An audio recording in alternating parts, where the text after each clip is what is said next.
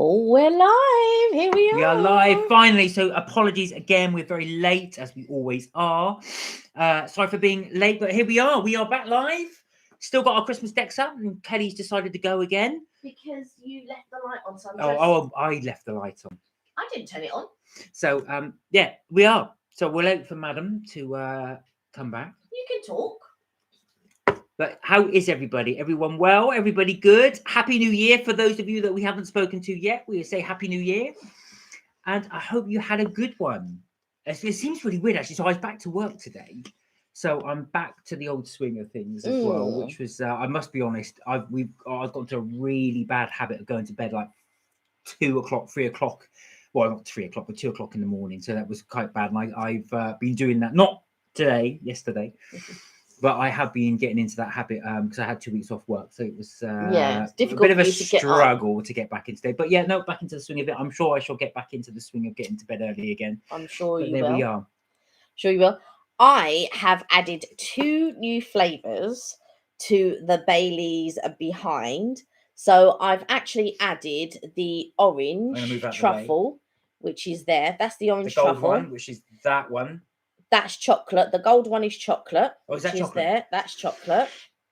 So that one there is chocolate. So that's the gold one.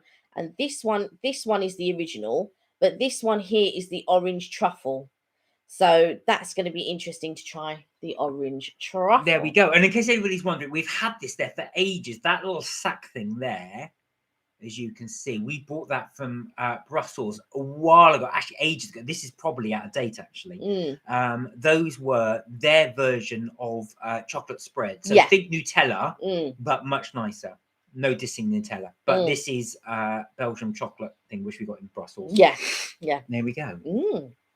So we got our customary Starbucks, and Starbucks neglected to put in a straw. So got a little flamingo straw there. I bought that pack of flamingo straws, funny enough, for a barbecue we were going to do. And because of lockdown, we've not done a barbecue for the last 2 years. So I've had all these sort of novelty straws. I don't know, ask me why I did flamingos, but yeah, there we are. But it doesn't reach the bottom. So you're going to have to try and drain it as far as it will go. That's going to be very interesting. Glug it that way. So New Year's and new prospects. What has everybody done for New Year's, and what has your New Year's resolution been if you have made one? So I actually thought I've not really thought about doing a New Year's resolution this time. Have you? I've thought about maybe trying to inject a little bit more positivity, because I feel like the pandemic, and I was sick at the beginning of the year, and then trying to recover from that and all of this type of stuff. I feel like this year I want to do a little bit more positive stuff for me, if that makes sense. It does make sense. So instead of in my mind, you can look at something and complain about it or whatever, I try. So whenever I think of something negatively, in the sense that I want to complain about something, I try to think about 3 other things that I'm happy about, if that makes sense. So how would you mean? So you're saying if you're about to complain about something, you think of 3 things that are positive? No, because what I mean to say is sometimes in your mind, you know, we all have conversations with ourselves in our mind. And I think in my mind, you can look at things in a different, say like something's happened to you and you think, oh, do you know what, that's happened to me, blah, blah, blah, and all of this. Instead of thinking that way, I'll say, right, okay, yeah, that's happened to me, but these 3 other things have happened to me. Does that make sense? That makes sense. So, well, actually, they do say that. I'm not an expert on positive mental health, but they do say that one of the key is to almost acceptance for certain things. So accept your realms. I think in that way, if somebody thinks, oh, I haven't got this and I haven't got that and I haven't got this, just look at the realms of reality for yourself. Yeah. But also, like you say, if you try and look at the positives rather than the negatives, I know it can be a lot easier said than done. Yeah, I feel like, so that I think that is sort of not my resolution, but maybe because this is something that I'd like to do. It's just a bit of positive thinking, in the sense that, okay, yeah, so this has happened to me. All right, it was terrible, or, it's been horrible, whatever. But equally, these 3 good things have happened. So Mm. yeah, all right, that happened, which you didn't like or you want to combat or whatever. But these 3 other things have happened, Yeah, which were good. that's good actually. That's a good way of looking at it, actually. Yeah. Positive reinforcement. So it's like, okay, for example, we haven't been on holiday for the No. last couple of years. But I think about all the holidays we did go on. Mm. And I think about we didn't even just go on one holiday a year. We went on a few holidays in the year. Like we did a couple of trips away, we Yeah, would yeah. go on 2 holidays. Mm. So even though we've not been away for the last couple of years, which I think, oh, do you know what? It's because you kind of use the holidays to reset Mm. your balance. Yeah. You go away for that sun and you want to enjoy the weather, or you want to enjoy a different culture, or you want to experience something new or Mm. something like that.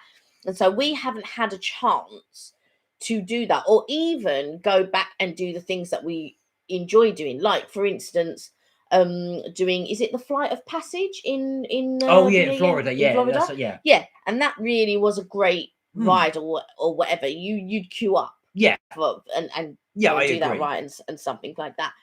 But at least I can say, well, at least I've done the ride. Does that make sense? So although I've not been able to go back and do the ride, at least I've done the ride, and I've done the ride more than once. Yeah, no, I know what you're saying, because it does make you think that as well. When you do things like that, you realise it. When I was doing the run, I thought, God, wow, some people will never get the chance, the opportunity to do this. A, they never get the chance to go to Florida. B, never get a opportunity to go in the parks. Yeah. And C, the opportunity to be able to queue up and go on that particular ride. So Yeah. yeah, I do get that. Yeah. So that's a good way to look at it. So even though I think, oh, do you know what? And I think you sometimes, the way when I'm on holiday and say I don't do something or whatever, I always think to myself, oh, do you know what? If I don't do it, what if the next time I can't come, or I don't get a chance to do it? Mm. So then that pushes me to do whatever it is. Does that make sense? Yeah, that does make sense. So like yeah, whenever I go to Florida, I think, oh well, I might not come back next year because I might go somewhere else or Yeah, whatever. yeah, So let me try and do whatever it is that I want or need to do. Inevitably, we do go back the following year because we love it so much. But I think about that with different holidays that we go on. Yeah, yeah. And I think, oh, I should try this because I might not get to try it next year, or I might not get to try it next time, or for whatever reason. Now, Flight of Passage is a perfect example because we went in, when did we went in, I think it was a March. Oh god, that was 20, I think if I'm not mistaken, March 2019, but it may be March 2018. No, I think it was 2018 Yeah. because we went in a March. So we went over the bank holiday weekend. We went to Flight of Passage or whatever it was, and it was like a 90-minute wait, and you were like, I'm not waiting for that. I was like, I'm not waiting for that, and whatever.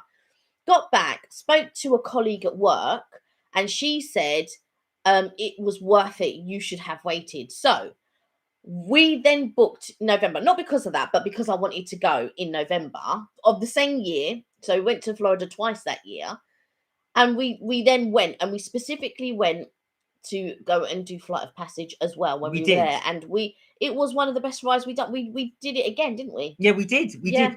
So that is Kelly's mantra then for New Year. I haven't set one yet as well for I don't normally do it actually. I've got to be honest. I always try to set things during the year anyway. Yeah. In terms of New Year's resolution, but I haven't set one for this year. No. So I will have to think of something to do. Have you had any thoughts previous years? Oh yeah, no. I've done loads. Well, I mean, mine have always been things like I'll do gym. Of course, I did join the gym after doing a New Year's resolution, and then of course we went into lockdown. That was 2020. I signed up to it. So I signed up to it in 2019. No, 2020. No, 2020. Yeah. January 2020, and of course we went into lockdown. So I was close. I was on the right line, but I did buy an exercise bike, and that was my thing. And I've stuck with that one ever since. Yeah. So I've always tried to maintain the exercising you're doing that. But you've maintained that anyway. So we're talking about things that you don't, because you've always maintained exercise. Yeah, but I think one thing I wanted to do is take advantage of, with lockdown as well, being able to work from home. And the one thing I really wanted to do is do the walks. Right. So for those of you who don't know, my journey to work is about anything between an hour and 20 minutes, an hour and a half. So that's a 3-hour round trip. So it's quite a long thing. Mm-hmm. And when I used to get back home from work, I would do exercise. So I'll do an exercise bike or go for a jog or something like that. Yeah. But it would always be after work. Mm-hmm. Mm-hmm. And that was it. So I would basically do the journey home, come back, go on the exercise bike, have a shower, then just watch TV for the rest of the evening and then go to bed. But one of the things I was able to do in lockdown was go for a walk with your brother and Alicia. And we were able then to do the walks.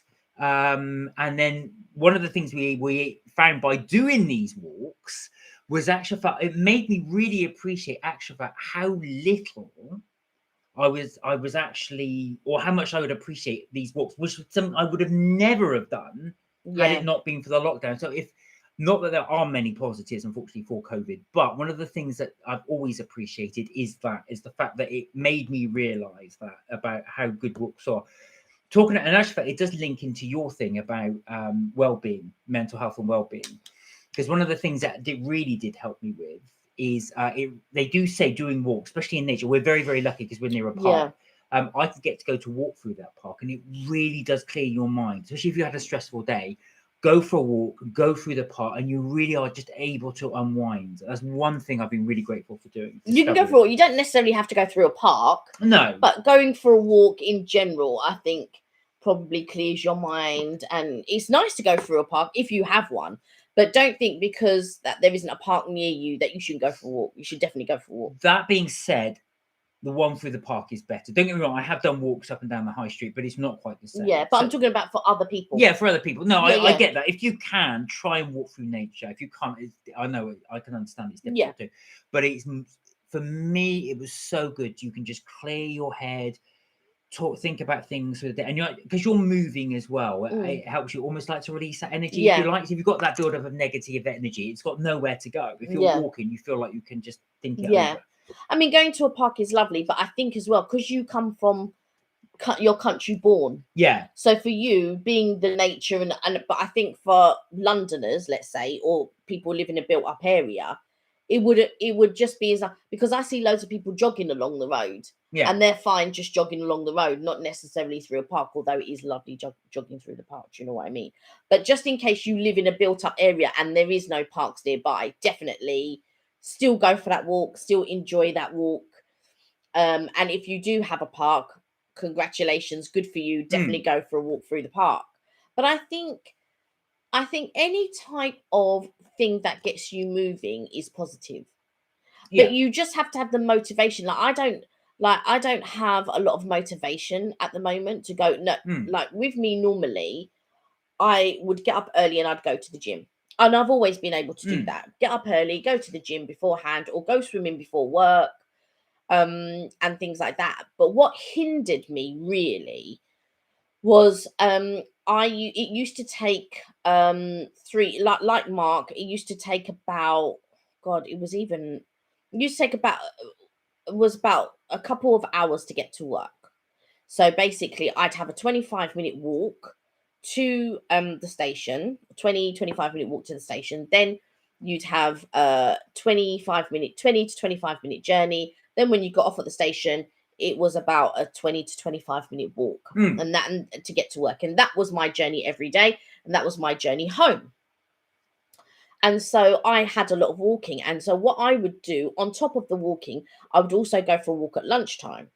So on top of that, I used to also get to work early, not get to work early, but on the way to work, go swimming. So I would do quite a lot during my working week. What was detrimental to me, or what I did to myself, was, oh, do you know what? I'm so tired this morning, or it's so cold this morning. Let me take a bus. So then I would take the bus to the station. Yeah. And then when I got off at the bus at the station, sometimes I would take a bus as far as I could go. Yeah. Then hop off that bus, then walk to the gym, still do the swimming and all that, do the sauna and the steam room, because I would swim for about 40 minutes to an hour. Come out, and then walk to work. But in the evening, I would walk to the station, fair enough, because I wouldn't bother with the bus. But then when I'd get off at the station, I'd take the bus home. So my walking then became less. So I wasn't walking, so I wasn't getting as much yeah. activity in my day, so I was cutting down my thing. So then at times when you think, oh, do you know what, I can't be bothered to go to the gym, and then you'd spend months not going to the gym, if that makes sense. So that you've already cut down your walking, and then you're not going to the gym. So my advice is, if you are used to walking, try and stick to the walking. Do you know what I mean? If you can add other things in to keep you active, fair enough. But it's very, very difficult once you give up something to reintroduce it as a habit. Well, do you know what? Actually, fact, that's a really good point, because even if you're taking trains or tubes to work or whatever, your buses to work, there is an element of walking in there. So you've got to walk to that form of transport. So if you're taking the bus, you've got to walk to the bus stop. Then the bus stop will drop you. It's very rare that it will drop you right outside your workplace. So then you've got to do that walking in top. Right. So when you incorporate all that walking, you forget, if you stop doing that journey for whatever reason, either you're working from home, you change job, whatever, you do notice that part out of your day. Yeah. Funny enough, I did see that, reading an article where they workplaces interview, or some workplaces interviewed their staff and asked them, of the things that have happened in COVID or what have you missed? So basically, by working from home, what is it you've missed? And a percentage of people did say that the journey to and from work they missed. And the reason being is, for them, they saw that as that buffer, if you like, between work and home. So when you're traveling, you know that period there, you can unwind, relax, whatever you're going to do, and then you know that's kind of your buffer between work and home. One of the things that I struggle with working from home sometimes is the fact that, because you're working in the environment you also relax, i.e. your home, it's very difficult to know when to switch off, especially if you work and relax in the same room. Now, when I started working from home, actual fact, where we are very right now, I would sit right here, and where the laptop is, the laptop you're facing us, that's how I will work. So you are actually seeing from office calls or Zoom calls that I would, or Teams calls that I would be making, this is what my colleagues would see.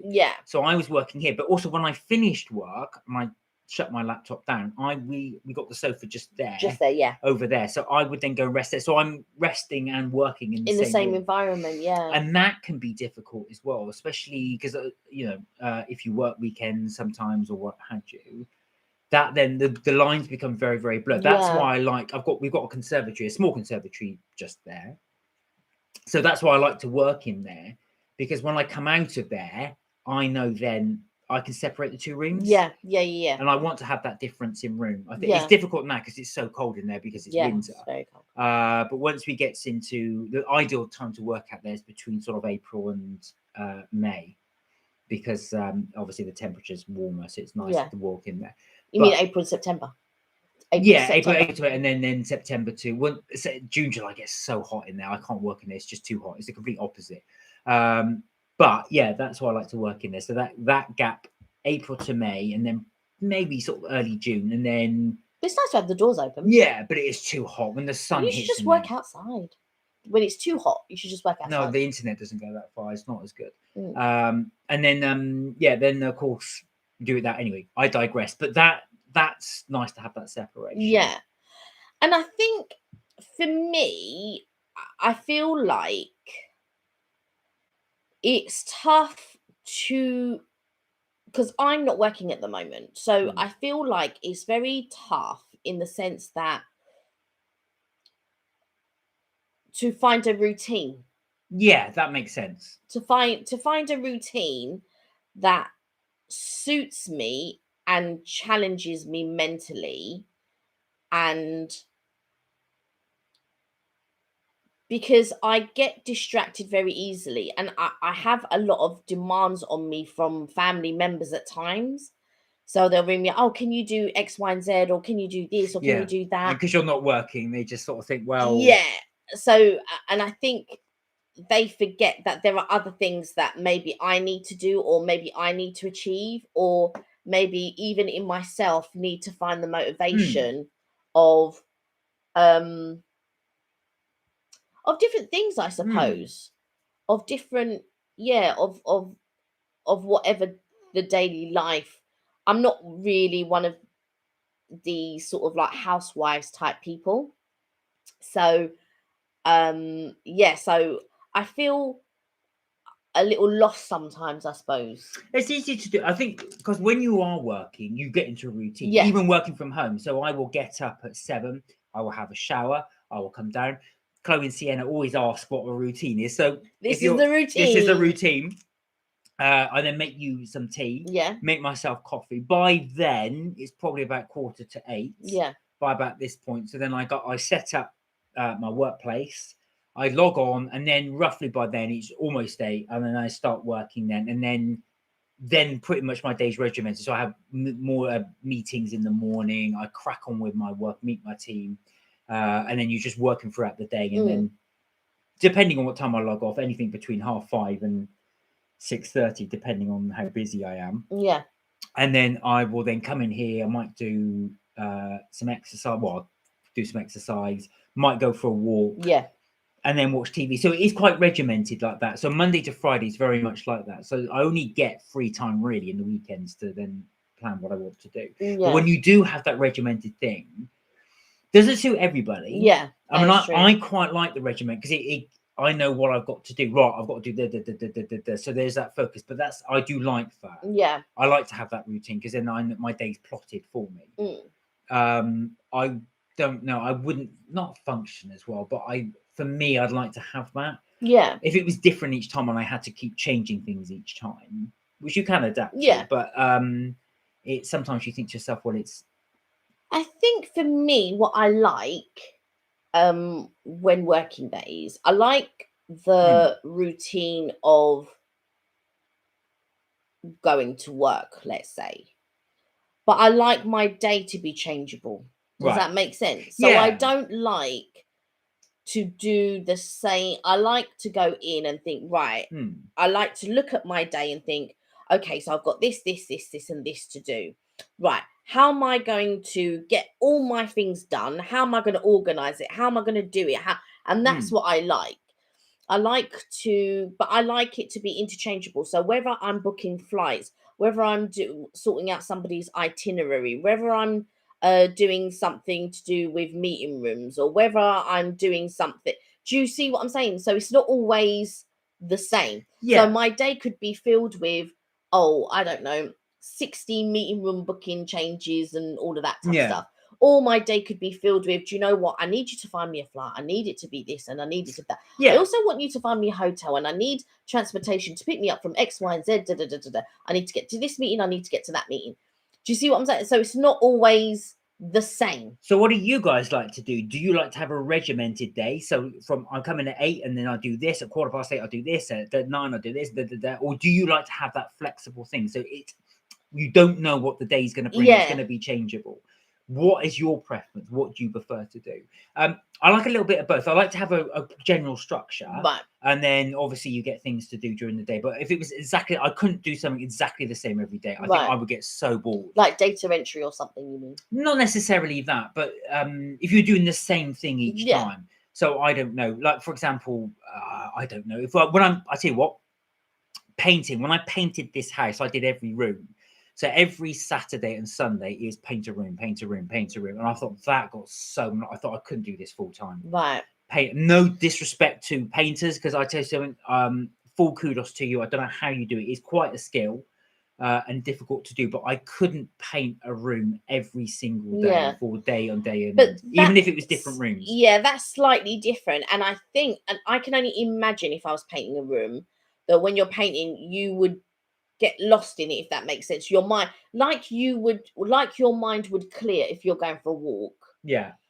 Unless you're doing something technical, like around something that you may need to paint. If you're just painting a wall, not just painting a wall, by the way, but if you're painting a wall, I imagine you would get lost in it as you're painting. It's boring. Well, for me, just the whole thing. But if it's a straight out wood, painting like a picture is different. So if you were doing like a ceiling or a landscape, or you were doing actual intricate detail, that's different because you're taking your time and doing that. But I think for me, doing that monotonous thing, I wouldn't be able to do. But that's just me as a person. The one thing, actual fact, I had a friend of mine that owned his own business. Oh, yeah. And this is quite different because I was chatting to him about it and I said, how do you keep yourself motivated? Mm. Because with his as well, obviously he's his own boss. So I forget what he sold at the time. I think he sold herbal medicines over the internet. Oh, yeah. I Right, think I told you about it. It's a long, long time ago. And what he said though, but he was highly self-motivated. Right. He said you need to be. If you own your own business, you need to be. Yeah. So he said, what I used to do, he said, is I'd set myself tasks each week. So what do I need to do? And then I give myself deadlines. But he was very strict. He would make sure, ensured he did that. Yeah. But he said you have to be, if you own your own business, you have to have strict self-discipline. You can't be one of those people that, you know, relies on other people to tell you what to do. Because then if that's the case, forget it. You'll never achieve anything. Yeah. So I suppose really as well, you can implement that in your own life as well. I'll do this by this and this by this. But what do you guys like to do? Do you like to have that self-discipline? Are you self-disciplined, or do you need someone else to sort of structure it? Well, I want you to do this, this, this, this, and this while you're working. I'm self-disciplined in some ways, but there are other ways that I know a lot about myself, what I can achieve and what I can't achieve. So things like motivating my, so don't get me wrong, I can go for a walk or I can do the treadmill, whatever. But I need somebody, I feel, to push me to a certain limit, if that makes, not a certain limit, but to push me to go further. So like when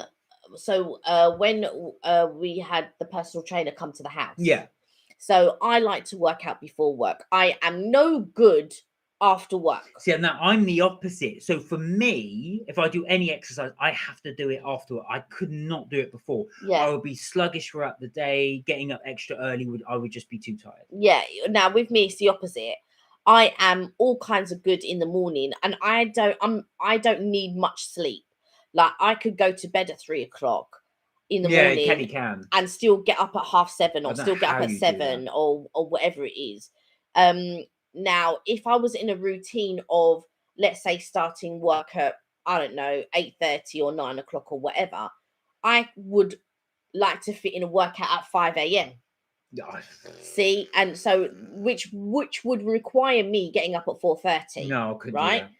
So obviously getting up at 4:30 to prepare and you know, brush my teeth, have a quick shower or whatever. Sometimes I like to have a quick shower before I work out, and then I have another shower after I work out, but that's just me.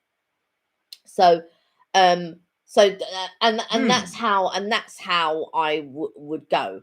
Now before, when I was younger, I was able to motivate myself because I could just go, get up and then go to the gym beforehand. Now I struggle a little bit in the sense of in the motivation department as I've gotten older, because I don't enjoy, I feel like, you know, when you're building yourself up, so you know, like if you're older and you've got to get ready to go for a night out or something like that, and I just think, oh God, now I've got to get up, I've got to get dressed. That's so true. Blah, blah, blah. My friend used to do that. Sorry, I was going to say, when he used to work in the city, and he used to say that if he was out working, right, and then went out after work, he said that was okay because you're out already. Because you're out already. But when on a Saturday, he used to say to me, "Oh, I just can't be bothered because you've got to get ready and then go all that journey there." Right. And that's what he used to say to me, those exact same things. He said, I don't mind going out after work because I'm there. Yeah. So, and I'm dressed up, I might as well just go out. But he said, going to work on a Saturday, going out on a Saturday, he said, no, it's so difficult. And I think that is the sense of most things. Like I used to work, so I started my career in hotels, and shifts used to be like 6:30 to 2:30 or 2:30 to 10:30. That was my specific shift for my department. And what, I didn't mind the 6:30 to 2:30 shift. I could do that in my sleep. Even sometimes I would have to, you know, leave the house. I'd have to catch the 20 past 4 bus in the morning, and that would take me to Trafalgar Square, and then I'd get off at Trafalgar Square at 5:30 and catch a connecting bus at 1:45. Okay. That would take me to Hammersmith, and I'd get to Hammersmith at 6:10. Quickly get changed because you had to leave your uniform there. Quickly get changed, and I was ready to start work at 6:30. No, I was going to say that's a lot, and that was fine for me. However, as the time continued, 2:30 to 10:30 was fine, but as I was continuing, and then a year later or 2 years later, I was thinking, oh, I spent all the morning at home. Now I have to get ready to go to work, to start work at 2:30, and I didn't want to do that. I was fine once I got there. Once I got there, you just get into the routine and you just do what you got to do and things like that. But the act of having to now pick my after I've been relaxing, and I'd be spending time with my gran or my granddad, watching a bit of TV and all of that. And now I have to get ready to go to work. Well, funny enough, actually, talking of night shift work as well, this is what I don't think I could do, even though I'm more of a night owl. I like to get up later. We went on holiday and I was chatting to a taxi driver. Now, this taxi driver picked us up at about 4 a.m. to get to the airport. And he was saying this to me as well. I said to him, oh, have you just started? He goes, no, I'm finishing now soon. I said, oh, he said, yeah, I do the night shift. So he basically starts his cabbie run at about 10 p.m., I think. And he works all the way then through to 6 a.m. And then I said, oh, do you like that? He said, yeah, because it works really well for me. He said, I go to bed at about 7 a.m. but I get home. He said, but then he said, I then sleep. But he said, I only sleep to about noon. And I said, I don't need any more sleep than that. And he said, I don't even need an alarm clock. I get up, I do my little things, I go shopping, stuff like that. And then I watch TV, and then until I go to work at 10 p.m. I think now for me, I like the fact that once I've woken up, I basically wake up in the morning and then go to work. So you go to work pretty much immediately. So you actually wake up extra early so you can go to work. I don't know if I could do that thing where you wake up in the evening and then obviously once you've woken up, you have your breakfast and stuff like that, whatever it's going to be, relax for a bit and then go to work later. That for me is a weirder concept. I'm not sure I would enjoy that, because you would always have in the back of your mind, I've got to go to work. Yeah, that's the thing. But I find that with working out, if I just get up and have a workout, that's it. I'm done for the day. But if I have to do it in the evening, oh no, I've got to work out later. I feel like my day's not done. So you're at work and you're doing all your daily tasks, and in your mind you're thinking, oh, I've got to go to the gym after work. So how about you guys? What do you prefer to do? If you do work out, if you do go to the gym, do you prefer to do it first thing in the morning before you go to work or school or college or whatever it be? Or do you prefer to come back, get something to eat, or come back and then do it then? What would be your preference? Just out of interest, actually, because we'd like to see what you guys would prefer to do. We got onto this subject, just by the way, about we were talking about New Year's. Yeah.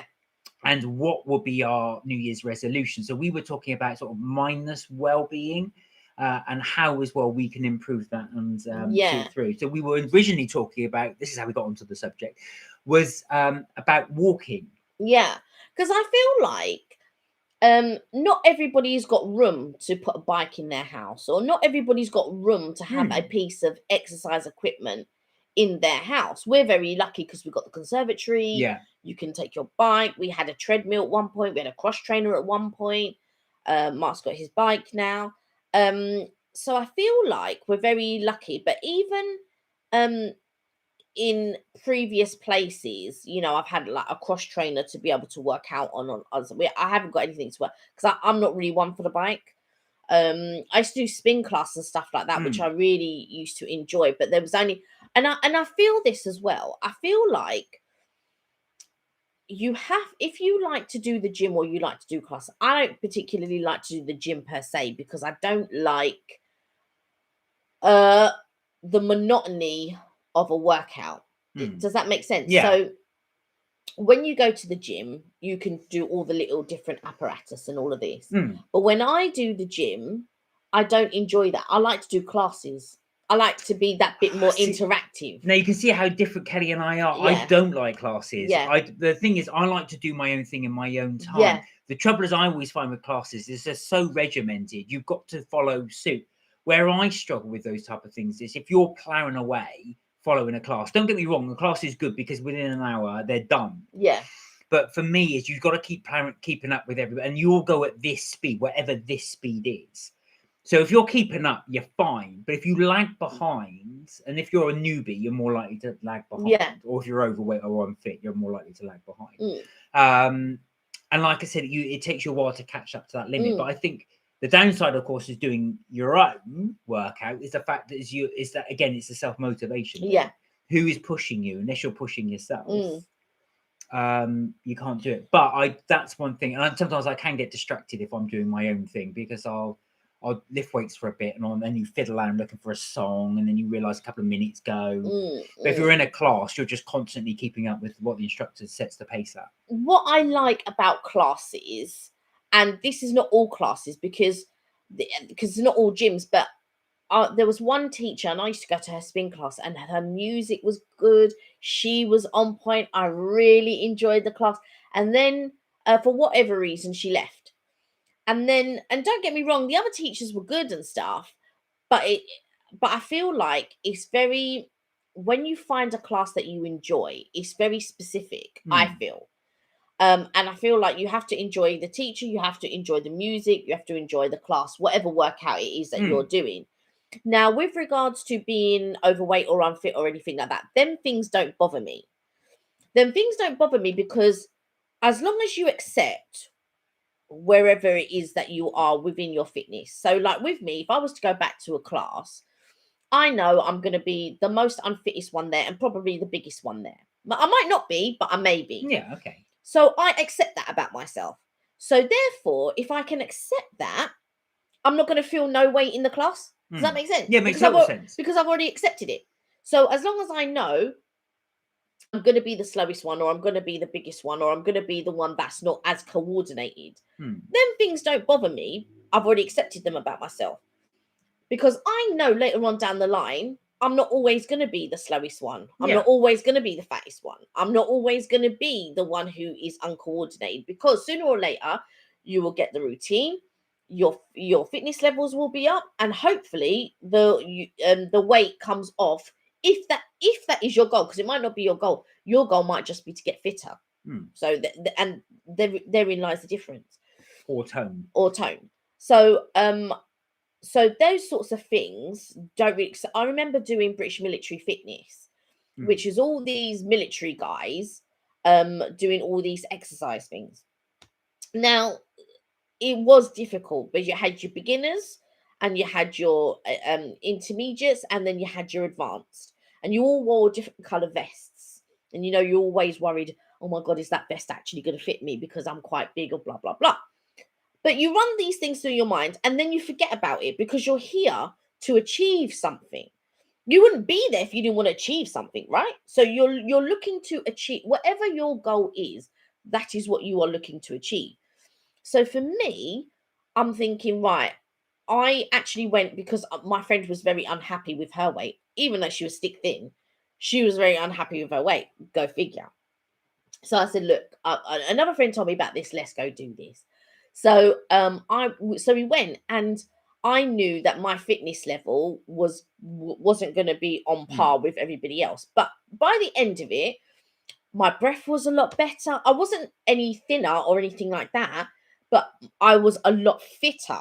And my breath was better. I found that my mind was a lot clearer and stuff like that. And I think whatever your fitness is for you, or whatever the reasons why you're working out, or whatever is for you, as long as you can achieve that within whatever realms that is, then you're halfway there. Yeah, I think so as well. And it's basically depending on what, like you said, what you want to go for, will kind of determine how not how successful you'll be, but really whatever it is. Because I feel like there is a misconception, obviously, because I'm overweight. So I feel like there is a misconception of, oh yeah, if you're going to the gym, you're going there to lose weight and blah, blah, blah. And why haven't you lost weight? Why aren't you eating this? Why are you eating that? Blah, blah, blah. First of all, it's no one's business. That's the first thing. And secondly, you're going there for your own, whatever your own thing is. So whether that is to get fitter, whether that is to clear your mind, whether that is to promote positivity within yourself, because that's what it is, that's what it means for you, then do you know what I mean? Don't mind what other people say, because I don't. So if I'm going to the gym and I just think, oh, do you know what? I'm going to be the biggest person there, or I'm going to be the most unfit person. Just accept that. The moment you accept that, you can then move on and push on. It doesn't matter if you're at the back of the class. It doesn't matter if the person at the front of the class is stick thin and they've been doing it and they're, they're this and they're that, blah, blah, blah. You're not going there for them reasons. You're going there for your own reasons. So as far as I'm concerned, if you accept the parts of yourself that has been blocking you from doing these classes, it doesn't matter if you're the biggest, like I said, don't matter if you're the biggest person. It doesn't matter if you're at the back of the class. Later on, in a few months' time or whatever, you might be the one that's at the front of the class. Yeah, that's true, actually. I think that it's one of the things, I think, when I've had preconceptions about joining anything, it's just I think, oh, I'm going to be rubbish. They're going to look at it. But actually, when you get there, nobody's going to look at that as well. And, and even if they do, I don't really care. Well, not that anybody would, but nobody goes to a class. I never go into a classroom with like, who's poor in here. I don't get into my swimsuit and think, oh my God, I'm so overweight. Oh my God, and my boobs are down here. Oh my God. I don't think about them things. I just think to myself, oh, do you know what? I want to go relax by the beach and things like that. I think, and it isn't even about having a positive mind or confidence or anything like that, because when you're overweight or people are going to look at you anyway, and people are going to have preconceived ideas or whatever it is. And I think you just got to think, well, you're not going to see them people, or you're not going to chat to them people. Or, do you know, I swear, it's difficult on how to explain it, but I don't think about, and I never really have thought about, the only thing that I have ever thought about really is wearing a bikini. That I wouldn't do but that is because of my own.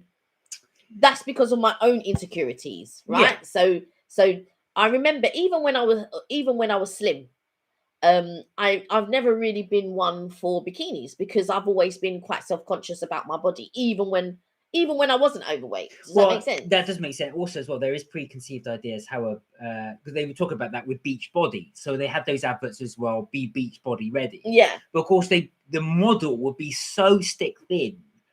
And basically, what they're saying is that's a preconceived idea of beach body ready. But as a comedian rightly pointed out, put on a swimsuit, right? You're beach body ready.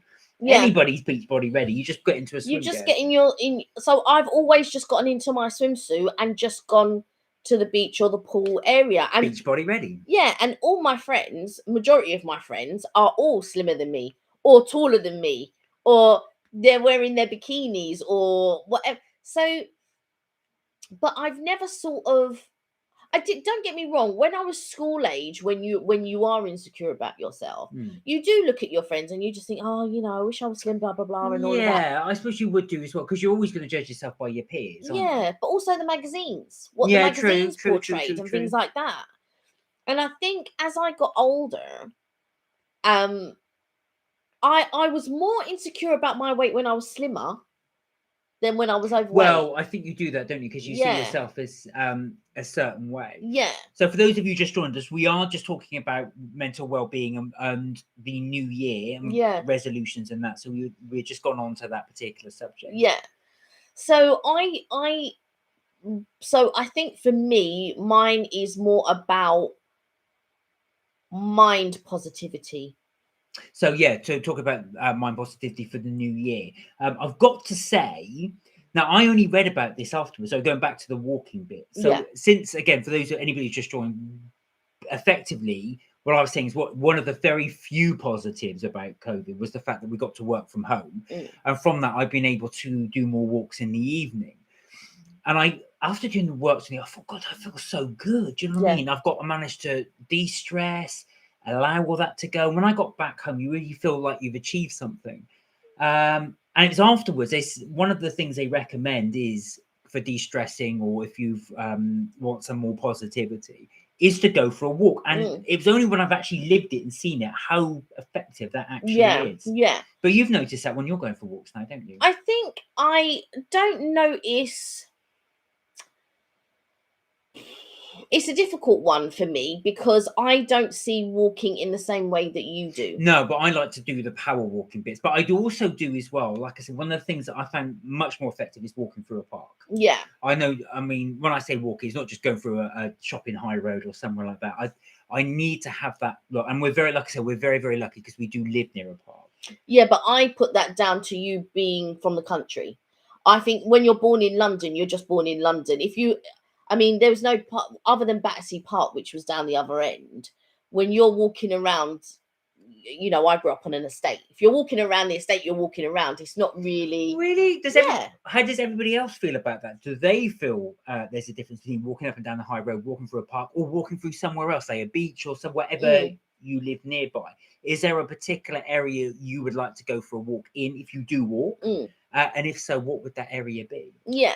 I'm not saying that there isn't a difference. What I am saying is, don't feel that you can't go for a walk because there's no park there. Oh no, of course not. I wouldn't suggest that as well. That's what I'm saying, because it's, don't get me wrong, it's nice to walk through a park. So that's not what I'm saying. But what I'm saying is you can still walk. Yeah, of course. Or you can walk do you anywhere. know what I mean? You can walk anywhere. So don't feel like, oh God, you know what? Don't create don't look at it negatively in the sense that, oh, but there's no park around there, I wish I could go for a walk, blah blah blah. Go for your walk anyway, regardless. You know, if it's along the high road, if it's going into, you know, a small town or whatever, it doesn't really matter. That's what I'm saying. Yeah, I'm saying it's nice to walk through a park, don't get me wrong. I like to see the flowers and things like that, and there are some beautiful parks. Even in London there are some, like, you've got Regent's Park there. Me personally, this might be controversial, I don't think much of Hyde Park. I don't think much of that. But Regent's Park is a really nice park. Battersea Park, again, is a really nice park. So those are a few of the parks that I've been to in London and stuff.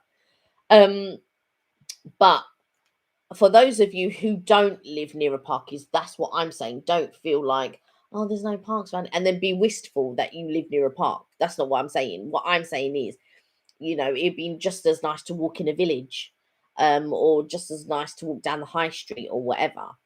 And so sometimes, even though we do live near a park, I do find it difficult to motivate myself to go and to go for a walk. Even when I didn't live near a park, I still found it difficult to motivate myself to go for a walk. But I do think that when you do, I don't know how you feel or how it is in your mind, in the sense, maybe you feel like walking through the park, you've got the fresh air rather than walking along the road where you've got the cars and stuff. Yeah, that's part of it, I've got to say. But also as well, I think it's the environment as well. That really does help. Yeah. So how about you guys? Have you got motivation tips that could help us? Because that's quite interesting to hear from. Is there a motivation tip you guys use in order to, well, like I say, to motivate yourself to do something as well? Yeah. Or do you have to do it at a certain time of day to do something? Or do you prefer just to have, I don't know, you're just naturally motivated and that's what you do? Or do you struggle, like Kelly was saying, to go? Or do you do something like yoga or something like that to clear your mind? Because meditation also clears people's minds and stuff like that. It does. I've only tried that several times, meditation, and I don't know why. It worked really, really well, but I just gave it up because I think it's one of those things you've really got to dedicate yourself to it. Yes, yeah. And you've also got, which we don't have because we've got such a cluttered place, you really do need to have a zen place. It really does make a huge difference to have a clutter-free area in which you can do that. Yeah, again, I don't feel for me, I think you're talking about your mind. So even if your place is cluttered, say like you live in a small one bedroom, don't think that you can't just find a clear space and sit down. Oh yeah, and actually, because you could just sit down here. Like I could just sit down here, and do you know what I mean? I could sit in the garden and, you know, sort of meditate. But I think it's finding the dedication. It's finding the discipline. That's what I think is difficult, is finding the discipline. And I don't get me wrong, I'm very organized. When I have to plan something, when I have to organize something, when I have to get somewhere, whatever, that sort of thing, I can, do you know what I mean, achieve. That's no problem. My problem is discipline in certain areas. So discipline in working out.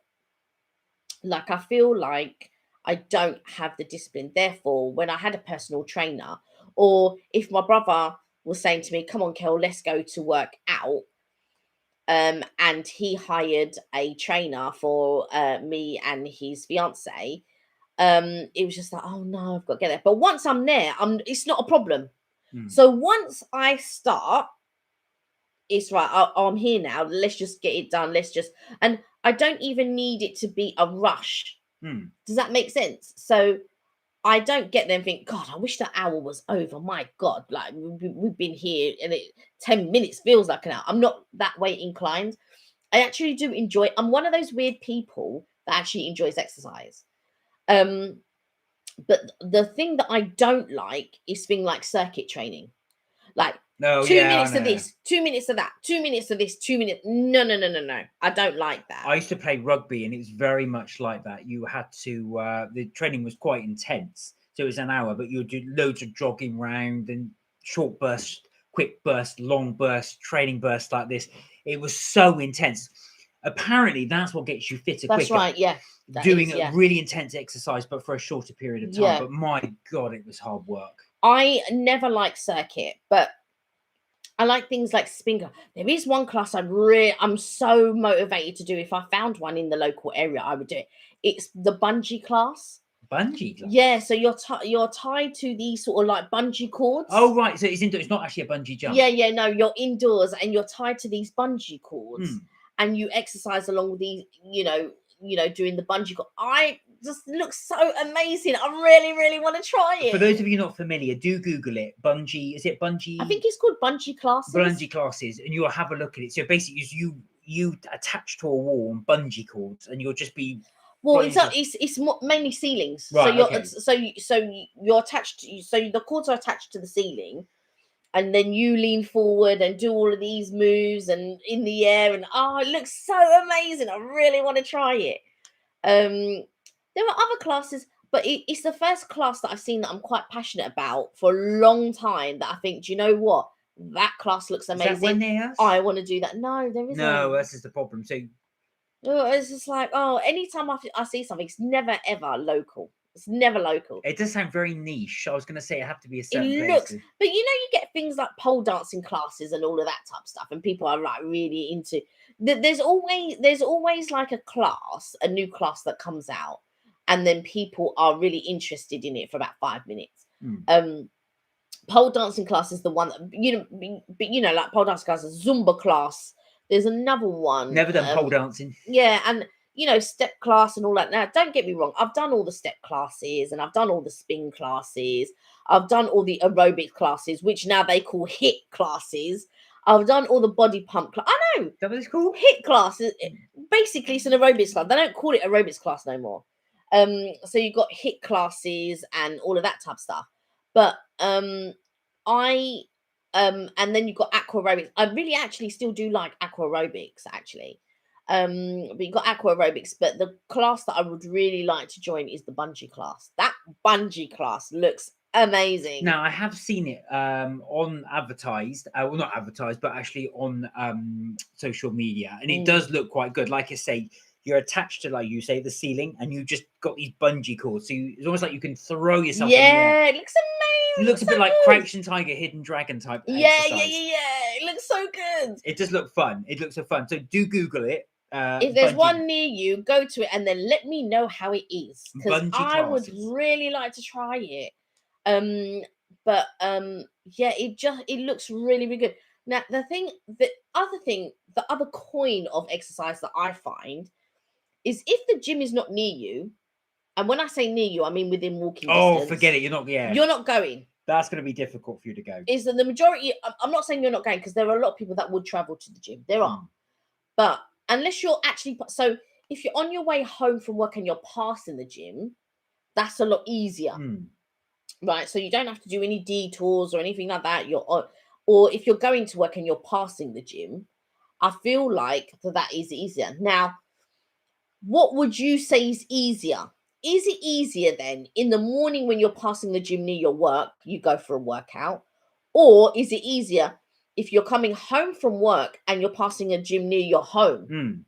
Is that easier to do in the evening? No, go on. Or would it be when you're passing that same gym that you passed in the morning that was close to your work, would you work out there close to the gym at work? and then come home. I tend to prefer to have it local to me. This Yeah. is my personal preference, and for me, I've got to go straight away. So if I am going into the office, as soon as I finish work, I come back, don't eat anything, get dressed, and go. If I sit down for 5 minutes, that's fatal. I won't want to go. Yeah. So I've got to go immediately. Right. That's just my personal preference. I don't like working near close to work because you're hot and sweaty all the way back on the tube. Wow. That's not for me. I'd like to come back, change, and then go. See, I am not about this coming back home business. Oh, I am. I have to be like your friend who's at work and then's going to go out straight from work. Yeah. I'm one of those people. I cannot come home, get dressed, and then go to the gym. No, I have to go straight to the gym. So even if the gym is close to home, I will leave work. I'll have my gym stuff with me. If I have to come home, I'm not leaving home, regardless of whether I've sat down or not. I'm not leaving home. As soon as I reach the door, I'm not going Well, back that's out what again. I mean. That's your motivation. So basically, your discipline is if you do come home, you get dressed immediately and go out immediately. I totally agree with you. If you sit down, even if it's for 5 minutes, that's it. Forget it. No, I'm thinking as soon as I put my key in the door. No. No, as soon as I put this is what I can't understand. You come all the way home, and then you're gonna go all the way back out again. No. It depends where the gym is. Like I said, if it is in walking distance, yeah, you're absolutely right. I wouldn't want to go miles and come all the way home to go miles and out to the gym again. I would then, in that case, if it's easier for work, I would do that if the gym's closer to work. Yeah. But no, for me, that's what I prefer. The other thing I was going to say is what I don't like is have to take a big, great bag with you. Yeah. You got to shove it in a locker. And Yeah. you got to take all that back with you. I do like the fact that I can come home, dump everything, get changed, and I'm not carrying anything in it. It's just myself, maybe a water bottle, but that's it. I don't want to carry a great big bag, and you've got all your work clothes in there. Yeah. You see, for me, I think as well, especially for swimming, I would have to take an early train anyway, regardless, because the gym is near work. So I would get up early. As you know, because you would see me leave the house. Well, you wouldn't. You'd be asleep. Obviously. And so I would have packed my bag the night before, got all my stuff ready. Normally, I would go swimming rather than do a class. And yeah, I would go to work, swim for about 40 minutes to an hour, something like that.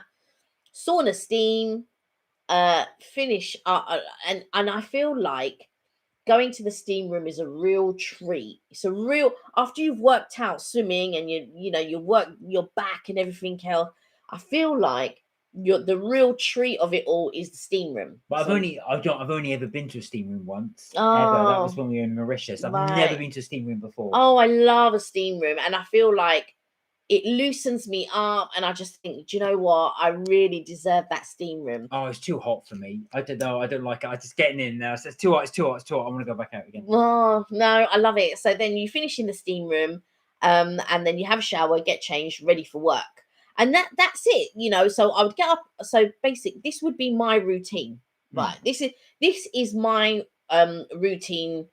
Going to leisure centre or gym or whatever. So I'd wake up in the morning early, probably about 5 o'clock, have a quick shower, and then take the train about 5:30, 5:40, something like that. So my shower would be very quick. Get dressed and all of that. I wouldn't bother creaming myself down or nothing because you're about to get in the pool. So just quick shower, jump out, dry myself off, get changed. My bags would have already been packed from the night before. Get to the gym for about 6. Now the ones in London, some of them open at 6, some of them open at 6:30. Yeah.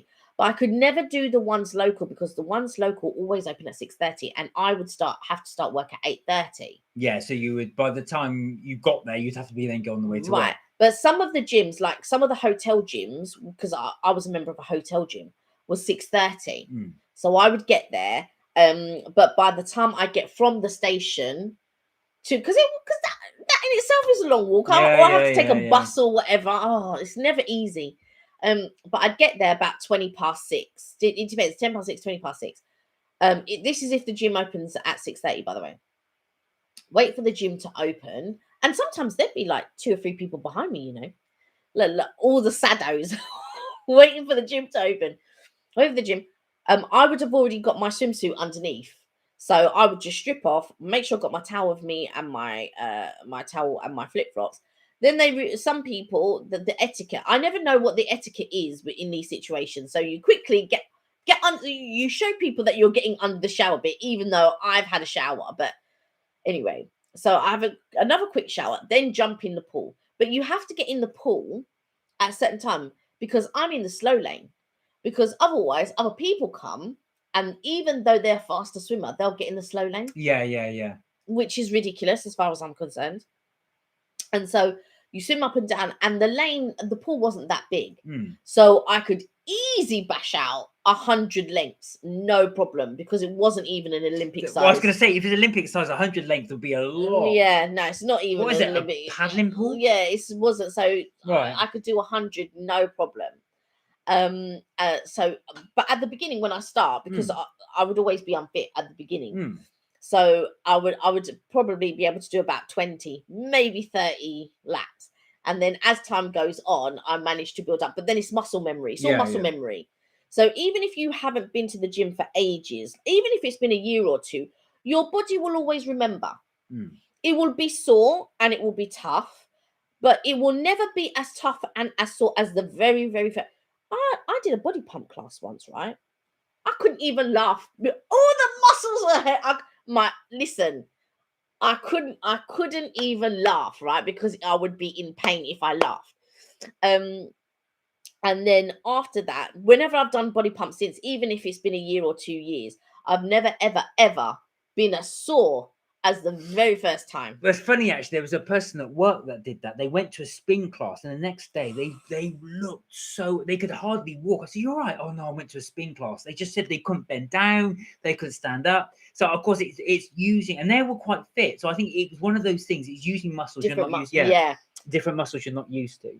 But that's the thing, because when I used to work out, and I used to work out quite a lot. I was never ever the slim girl, but I used to work out quite a lot.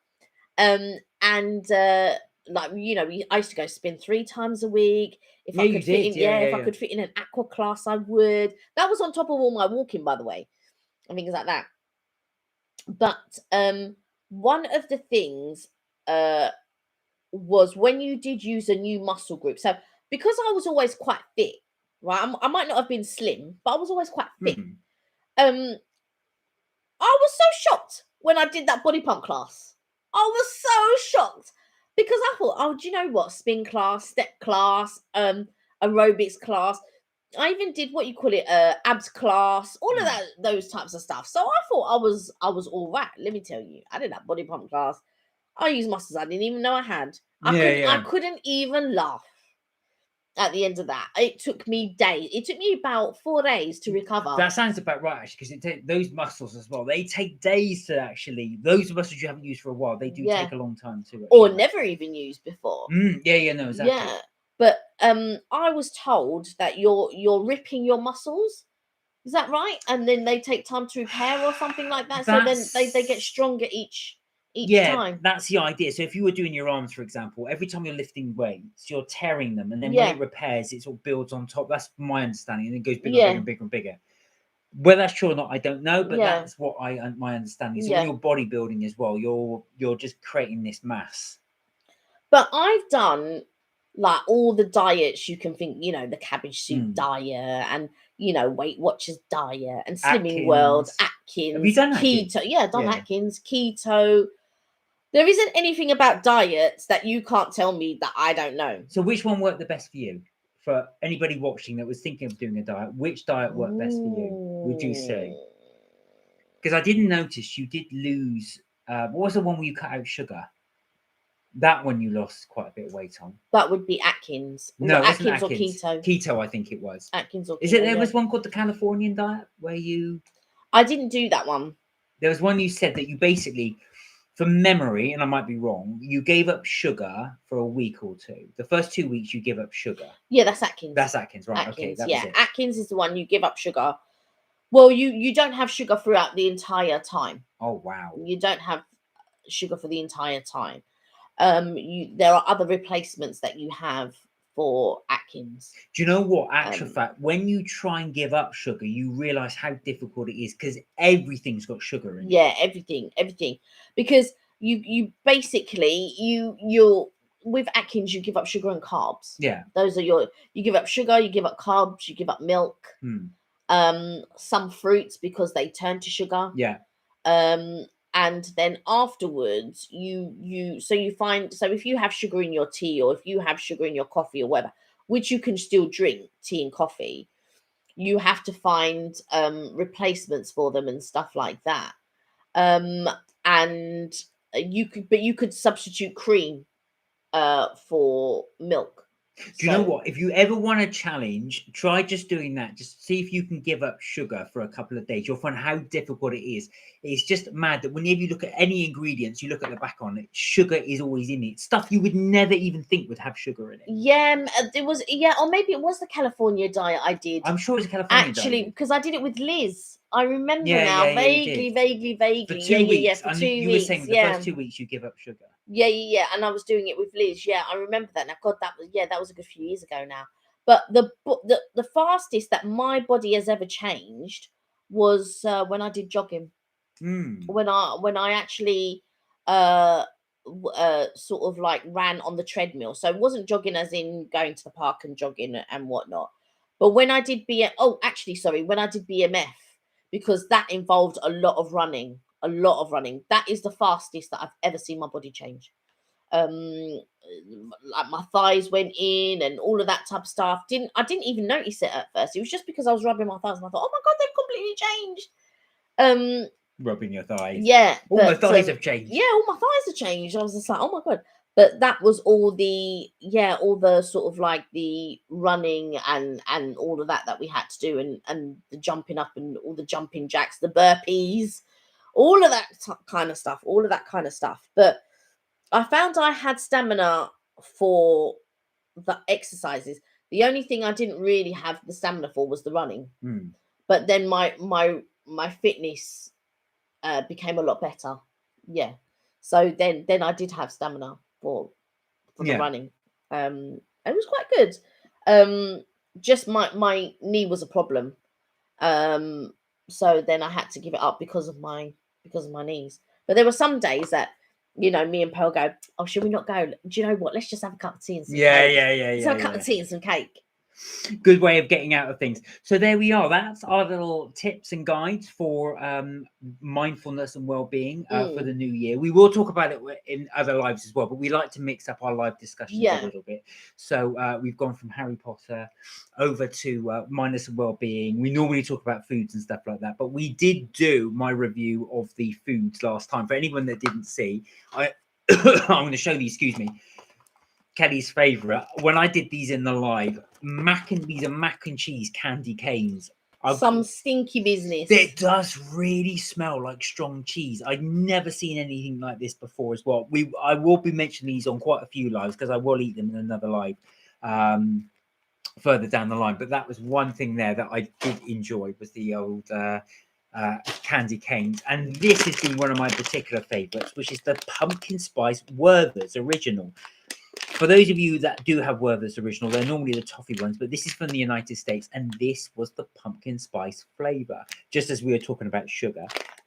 Very nice, but very, very subtle pumpkin spice flavour. Pumpkin spice is normally a very, very, well, I'd say very strong, but normally can be quite strong. This is actually very subtle and mild. There we are. So a couple of little tidbits that we've been doing recently. I will go through. We've got loads of popcorn that my brother did bring back from the United States. So we will be doing that more in a few more lives as we go on. If so, like I like to watch a lot of TV series, just changing the subject slightly. Is there one this year that you think, do you know what? I really do want to, if I've got the time, which I know you don't have a lot of time. I never have the time. But if you had the time, To watch the series? Yeah, is there one that you've seen and you just think, do you know, or even a film that you just think, oh, do you know what? I want to see that film. I want to watch that Yes. series. So I want to see the new Bond film, which Which I we- haven't had a chance to watch Yeah. yet. I would like to see The Witcher because I watched bits of it that you Mm. watched, but I've just never had the chance to watch it from series one. Mm. There's a lot I would like to watch, but like I said, unfortunately, I never have the time to dedicate to a series because I'm always normally so busy. And what about books? Is there a book that you Uh, think, do you know what? I'd like to read this book. Yeah, well, again, there's lots I'd like to do, but again, it's finding the time to get to read it. I Mm. would like to explore the old classics again. So as we know, we've just come through Christmas, Merry Christmas, and I've been meaning to read A Christmas Carol by Charles Dickens Right. for such a long time, and every Christmas I say I'll do it, and every Christmas I just never get around to doing it. So I would like to do that. How about you? I think I just ordered a Box of Delights, the book. Oh yeah, by John So Mansfield. yeah, so if you have watched A Box of Delights, it was something that was 1984. Yeah, so for those of you that are old like us, they will remember it was actually made into a TV series all the way back in 1984 as a children's book, and then it was actually based on an original. Well, the original book was 1934. It was written. So I've just ordered the book, and I would like to read that. I think as well this year I'd like to do more reading. Now that I've got some time, I would actually like to. There's a few things that I would like to commit to reading, and I'd also like to pick up on PowerPoint. Oh, okay, That's, that's something that I would really like to do. Like that's a bit different. PowerPoint. I know. Microsoft Office. Yeah. So I think I would like to because I don't so I would like to sort of look at that. So PowerPoint. I'd like to read a couple more books this year because I think last year I might have only read one or two. So I would like to do a lot more reading. And there was something else. Now series. I want Cobra Kai. 4th season. So for those of you that have been watching Cobra Kai, very good, based upon the Karate Kid, the original one, the original series back in the 80s. So they've made it into a series, for those of you not familiar, with the original characters. So I would definitely like to watch the 4th season of Cobra Kai, Discovery of Witches. Is coming out, so I want to watch that. And I would also like to. There's quite a few things I've got to say. That I want to see. So I want to rewatch Discovery of Witches. I think I don't know if this is the 3rd or 4th season that's about. Or the Wheel of Time. Oh yeah, I you've been watched watching that. I watched that one. I've watched all of the seasons of that, so I can't wait for the next one. But the problem is when you binge watch, you got to wait a whole year. Yeah, this is the thing. For the next one. So you're best off just doing it, because we were talking about this, because when we were kids, you couldn't binge watch. You had to wait each week for the episode. And if you missed one, that was it. You missed it. So if there's 12 episodes and you miss one, you just missed that one. And that was several series back when I was a kid that happened. I missed one because my parents took us out somewhere. I go, no, I want to watch and then that was it. You couldn't, if you missed it, you just had to try and make it up from make sense of the story because you missed that particular episode. So I think there's quite a few things that I would like to watch, but also I feel like Christmas does bring a lot of nostalgia. So I ordered a couple of DVDs. You did? One of them was Box of Delights. Yeah. The other one is I ordered Moondial, which you've never seen before. No, I've never seen Moondial. And then the other one that I watched was the BBC version of Lion Witch in the Wardrobe because I absolutely love that. So I've got that. The BBC also did the Chronicles of Narnia. Yeah. So they've got, I don't know how many they did because I think I can't remember how many books there were in the Chronicles of Narnia. God, I don't know if there were 7 I want to say that there were 7 books, I think. So these are basically things that we've been were watching or have been watching over Christmas. Do you guys have a oh, Beth, hello. Hey, Beth. Do you have a specific thing that you watch over Christmas, or do you just like to watch whatever's on at the particular time? How you been, Beth? How are things? Happy New Year. Happy New Year. Thank you for joining us. Thank you. My favorite film of all time, which I think I said in one of the lives, which is Scrooge, Christmas Carol, Oh, the yeah. Albert Finney musical version. And I also love Jesus Christ Superstar.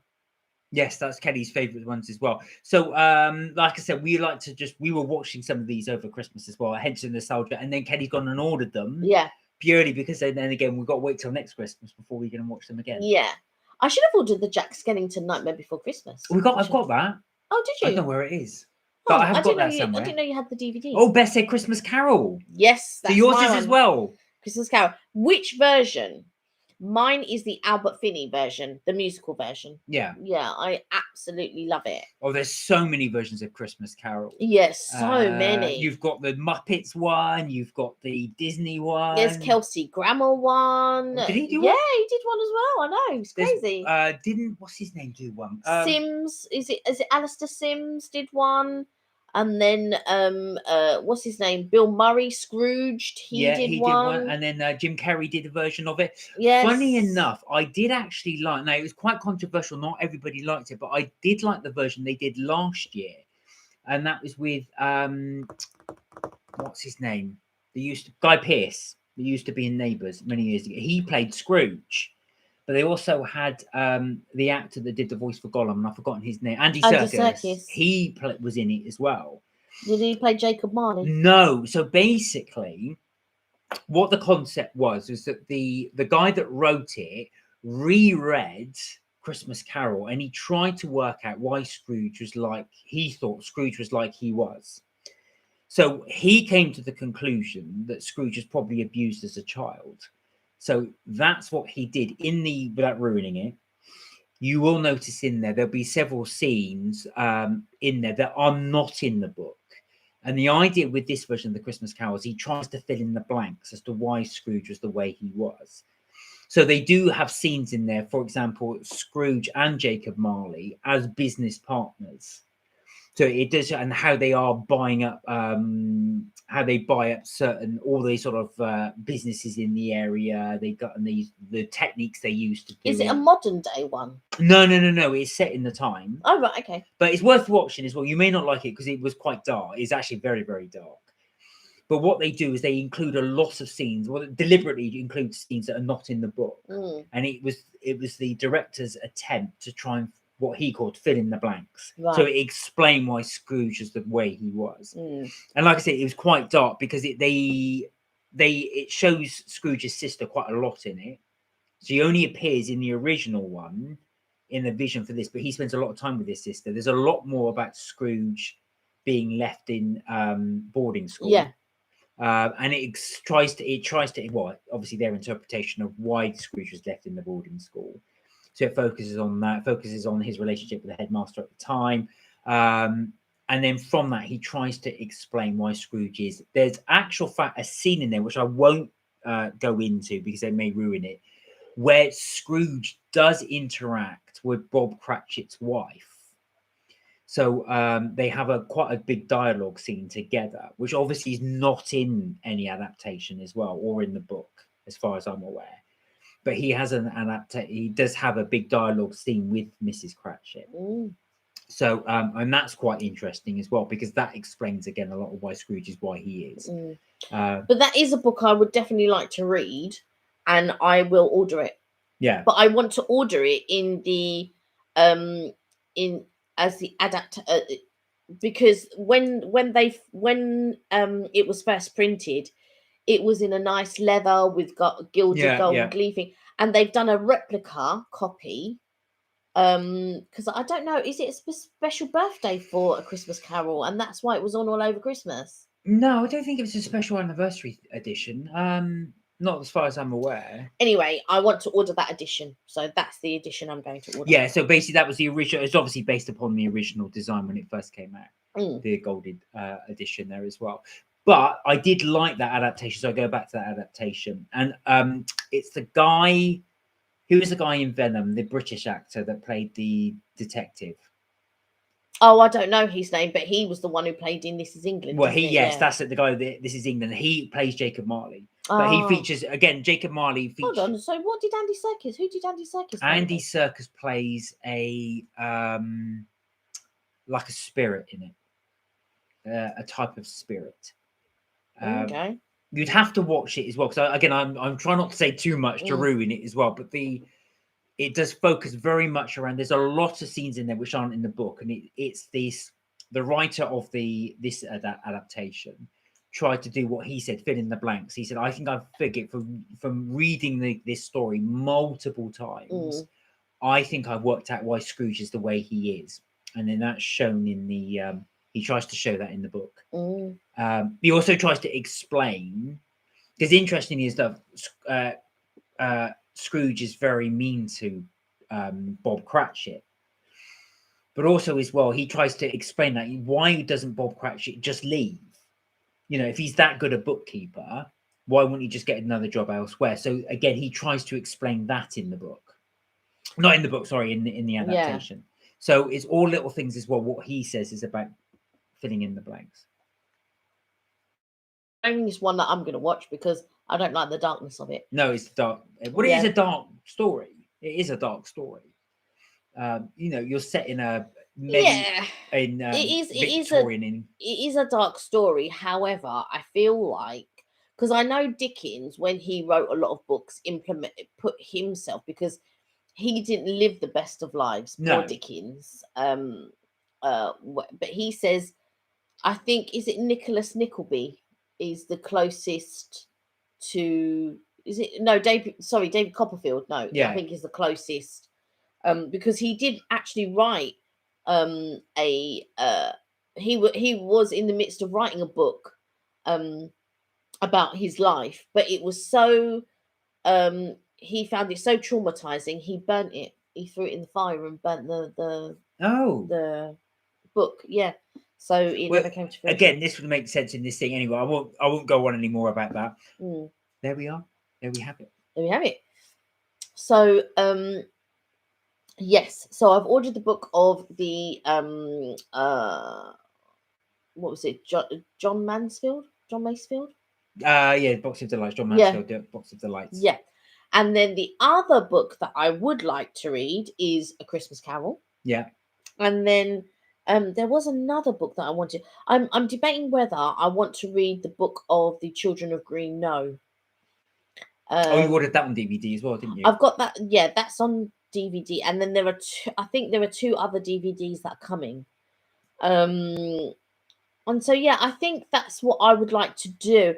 And I think I would like to reread the Harry Potters. Ah, okay. So I did buy, Kelly, for Christmas the pop-up version of Harry Potter. So the company Millenima have remade the Harry Potter edition, but with these pop-up versions of the book. So obviously it's the actual original book, but with these new illustrations in there.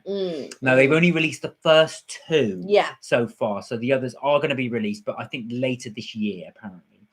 So you've got those two already. Yeah, so I think I'm looking up there because that's where the bookshelf is, and that's where all my Harry Potter books, and I've got like varying different versions of the Harry Potter books. I would also like to get the picture book.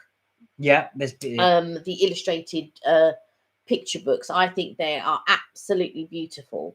Pav, how are you? Hey. So greetings. I hope you're having a blissful evening. You may recognize me. May God bless you both. Wishing you both peace, love, and happiness. Thank you. Oh, thank you. And you always send us such lovely messages. You do. And thank you so much for joining us. And Happy New Year to you. I hope you had a great break, whatever you get up to.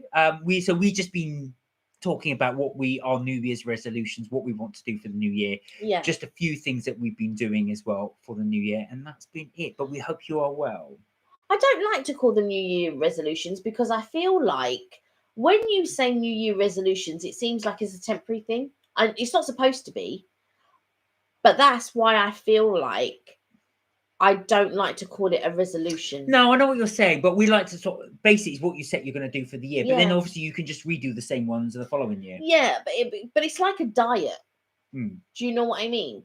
So, like with a diet, a lot of people see it as a short-term thing, What? Oh, go but on. a diet is actually for life. Well, one resolution we must do, and we will do, guys, we'll plead it to you now, is we must upload more videos. Yes. We will get onto that because we've been really bad. I realised Yeah. we didn't release anything in December, just a live. So we must get more of those Right. to you, more content Yeah. to you. There we go. Mm. Well, I think we shall leave it there for today. Thank you so much for joining us on the live as well. As always, you really appreciate your support. Apologies, we were a bit late today. Yeah. We will endeavour to make it up to you on Friday, where we will be joining again live 6 p.m. UK time, Greenwich Mean Time. As always, look after yourselves. Please take care. And remember, you're never too old to have fun. We will see you on Friday, 6 p.m. for another live. Until then, take care. See you soon. And please do mind how you go. Till then, see you on Friday. Bye for now. Bye for now.